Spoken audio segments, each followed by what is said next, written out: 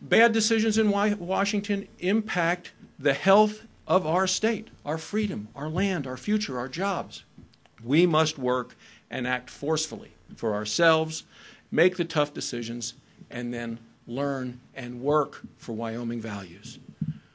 Our future is simply too important to be left unprotected, or worse than that, to be left to Washington to decide.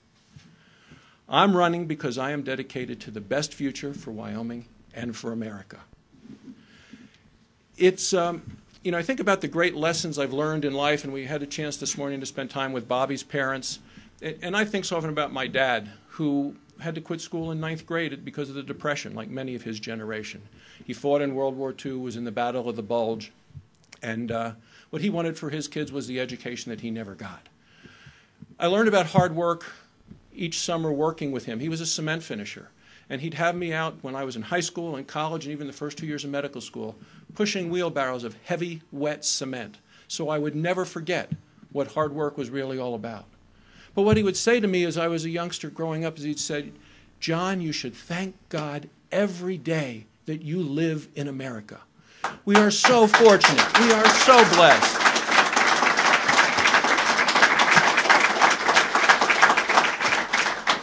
Hard work is something that the people of Wyoming know very well. And I want to be very clear. I will not be outworked. Not during this campaign. Not during this campaign. Not in the United States Senate. Not ever. I have visited over 60 communities, had 44 town meetings, been at every corner of the state, been home every weekend here, home in Wyoming. As I say, not always to our home, to our house, but always home to Wyoming, just like Mike, who is, you know, home in Wyoming just about every weekend, but not to Gillette about every 3 months. But it's every weekend home in Wyoming, and then every weekday in Washington working for you. I take nothing for granted.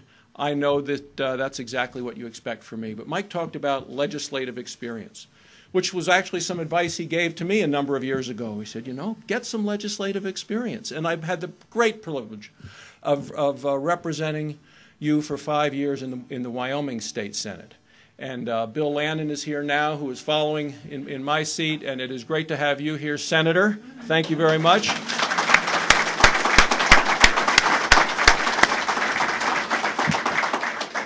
It is an incredible training ground, and I will tell you that's where I worked for kids by helping to establish the Hathaway Scholarship Program. It's where I worked for our families by helping to eliminate the sales tax from groceries. It's where I worked for our veterans and was named the Legislator of the Year by Wyoming Veterans. It's where I worked for our Second Amendment rights and got an A rating from the National Rifle Association. I have a record. I have experience. As the senior senator said, I do know what it takes to get things done. But there's also some things I've learned, and one is that I have a duty as a candidate and as a current United States Senator to establish clear priorities for the office, and then to focus on those priorities aggressively, relentlessly, until we accomplish them. And I really want to focus on the opportunity to improve the lives of the people of Wyoming. So I focus on things that really I think are the key to Wyoming values. I focus on liberty. You focus on liberty by working to limit the size and the scope of government. You focus on liberty by expanding personal freedom. You focus on liberty by limiting Washington rules and regulation and red tape, and by fostering Wyoming's traditional values. And then I focus on accountability, by holding Washington accountable, by working to eliminate the waste and the fraud and abuse that we see in our government, and by giving Wyoming people, all of you in this room, value for your hard-earned tax dollars that you send to Washington and absolutely deserve value for.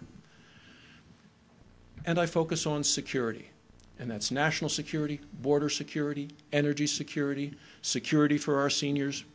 The people of Wyoming deserve the peace of mind to know that America is becoming better, safer, and stronger.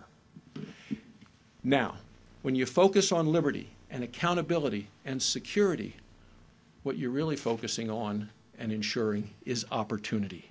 Opportunity, and to me, what is for all of us the American dream. opportunity for our children and our families and our communities, opportunity to encourage work and savings and investment, opportunity to contribute to a strong and a vibrant economy. We want to make sure that in America and in Wyoming, that the sons and daughters of cement finishers and post office worker and teachers and oil field workers and ranchers and farmers, that the sons and daughters of all of Wyoming can go as far as they want to go based on their own dreams and their own hard work, and there must be no limits upon them. It's the American dream, it's the Wyoming dream, and it's why Ronald Reagan said he loved about Wyoming, why Ronald Reagan said when he was in Cheyenne, he said, the thing I love about Wyoming and the Rocky Mountain West is that people here still believe that the future is ours to shape. And that, to me, says it all. You know, for 25 years, many of you invited me into your homes with the health reports. And at the end, I always say, I'm Dr. John Barrasso, helping you care for yourself. And the key two words there are you and yourself. And for 25 years, this has always been about you. It's been about you, your life, your family, your community, your future, and every day in the United States Senate, I'm going to fight for you and your life and your family and your community and this wonderful state and the America that we love. Thank you very much for being with me. Thank you. Thank you.